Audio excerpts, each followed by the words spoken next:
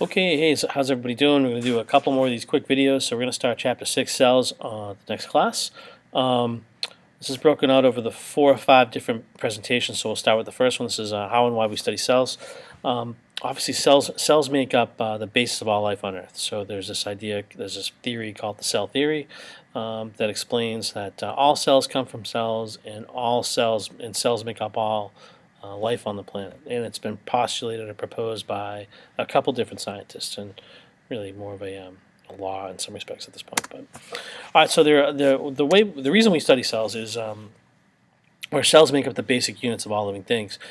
We can usually explain what's wrong with living things or problems that affect living things based on how cells respond to stimulus and how cells respond to environmental factors. So one of the ways we can study them obviously is a light microscope, or LMs. Very simple. You take a glass slide, you put some type of a thin specimen on that slide, usually cover it with a secondary slide or cover slip, and you can magnify those objects up to 1,000 times. The idea is light has to pass through that specimen, and then you look inside of your microscope. So if I have a picture of one here, probably not. Of course not. So you would look inside the eyepiece of the microscope, and then you can change the magnification to view up to things. The smallest thing you probably see is a bacterial cell. Tough to see. We can take a peek at these in the classroom if you want at some point. Some bacteria, for example, you might find in your teeth, plaque, for example. But usually the human cells or eukaryotic cells, you can see probably the smallest thing you'd see in the side there. You might be able to see mitochondria. You might be able to see ribosomes under the right conditions.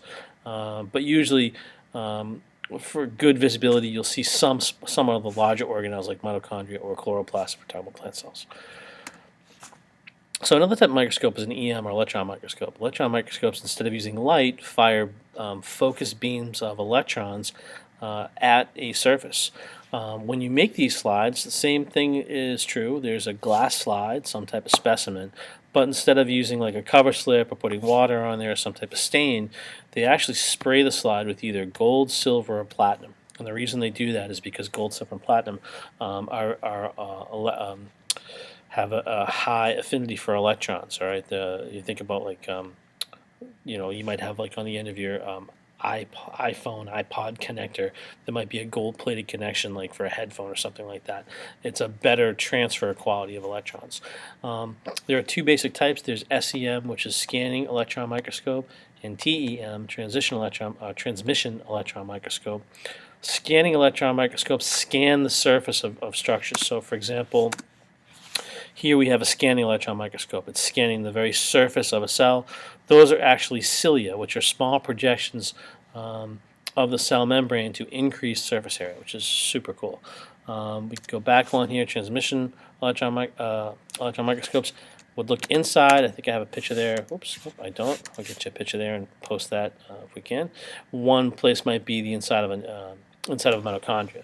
So when we get into mitochondria, which you learned is the powerhouse of the cell, we'll talk more about the structures inside of mitochondria. They showed up in you from a process called endosymbiosis, which is where one cell swallows another, and then we'll have multiple membranes. So we'll talk about some of the structures in the mitochondria that allow us to use oxygen to break down sugar, in this case, more specifically, glucose and pyruvate, and turn that into energy. This is a very, very interesting concept. So here are just some relative sizes. So if you were looking at obviously untrained eye, you can see all these items here, up to about a little under a millimeter or so. Light microscopes would see anything from most plant or animal cells, some bacteria, and some large organelles like mitochondria. You're not going to see viruses. You're not really going to see ribosomes with an electron microscope. With a light microscope. Definitely won't see proteins, and you can't see atoms. Even atoms are tough to see with an electron microscope. You can see some large molecules, but not individual atoms per se. So once again, these are what we have here in the school. Electron microscopes, these do exist usually, and most colleges have these. They'll offer a class in something called electron microscopy, which is an awful class. I happened to take it in college. Super boring. You're basically just making slides and looking at them. I was never very good at it, so I wasn't really a big fan of that. But it is a tool that you have to be able to use. So here are some different types of microscope graphs. So here is this is just what they call bright field. This just has, here's the specimen or whatever you're looking at, some type of animal cell. Okay, we can tell because there's no cell wall on the outside. Same here, same here, same here, same here. There is a nucleus in here, but nothing shows up because it's not stained. This particular cell was stained. Same thing using bright field or a light microscope. When you take some cheek cells or cells from a human and you put them on a slide and you add some stain to it, what's going to happen is the stain will stick to different parts of the cell. This is obviously the nucleus. The nucleus is made of nucleic acids or phosphate sugar bases known as nucleotides. It's polar because the backbone is positively charged to the phosphates. Anywhere you're seeing the stain stick, it's sticking to things that are polar. So polar things inside the cell will happen to stick to this particular stain. So what's happening is the stain sticks to them. You look at it on the microscope and voila, you can see the outside of the cell really nicely. See some of the internal structures which are tough to make out with a light microscope. Another thing that we can do is we can do what's called a fluorescence. We can tag molecules under the microscope with a fluorescent chemical. So, for example, maybe there are certain types of proteins that have, let's say, I don't know, sulfur in there, and we want to tag it. One of the things we can do is we can add chemicals into this, just like we would with the stain. We can add chemicals with the cell. Okay, it'll absorb. That'll diffuse inside.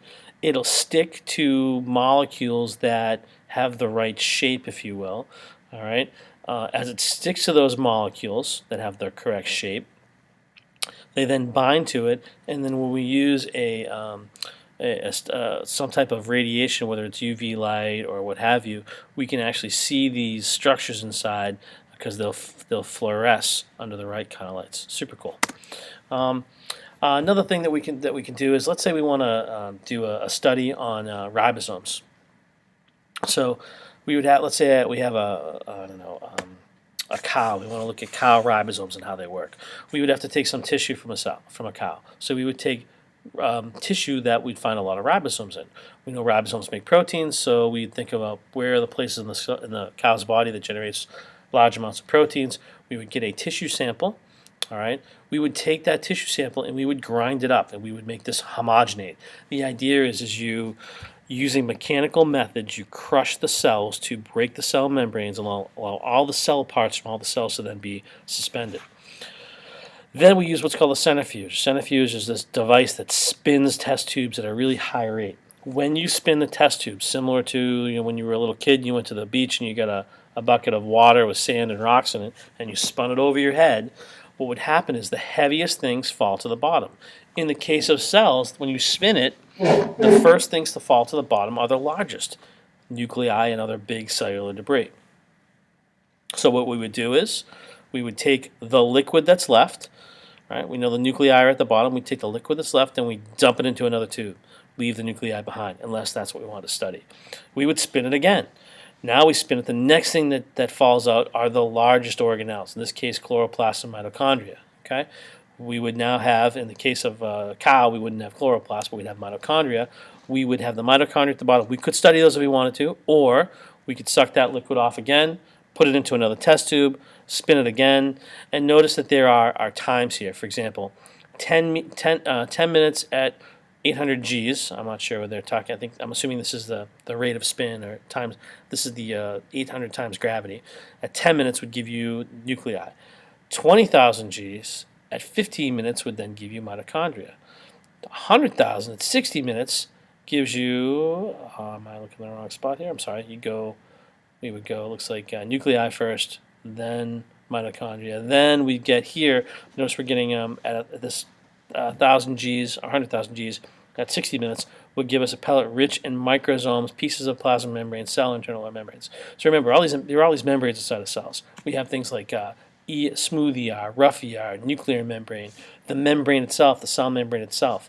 You'd have Golgi bodies. All these things are membrane-bound things that would show up in the bottom here. Still not the smallest. We spin it again at 150 G. 150,000 G, I'm sorry, for 3 hours, we would get the final pellet or group of stuff from the cells at the bottom, which would be rich in ribosomes. We can then take those individual ribosomes out. Excuse me. We can then look at those and see how those ribosomes then compare to, let's say, the ribosomes in plants or other animals, such as humans or what have you. All right. This is how they're able to study cells in particular. Just got off the phone with a friend of mine who has been struggling with leukemia type of cancer. They did a bone marrow biopsy. They wanted to look at his bone marrow and see what the cells were doing. They can start by looking at individual cells when they took the actual bone marrow out. They can look at the whole cells. Maybe they want to look at some of the genes, let's say, that he has in those particular cells as opposed to the other cells. Genes would be DNA. DNA would be one of the smallest things inside. They would have to crush up the cells, spin them, get the nuclei. Take the supernet, which is the liquid on the top, spin it, get mitochondria. Take the liquid on top again, the supernet, spin it, and get pieces of plasma membrane. And they would spin it one more time, and they would get ribosomes, and they would get in this pellet DNA. They can take that DNA, they can sequence it, look at his DNA, and determine whether or not that those cells still carry those the bad genes for the leukemia that he had. This happens on a regular basis in hospitals when they do biopsies. All right, we'll stop here and we'll pick this up with the next video.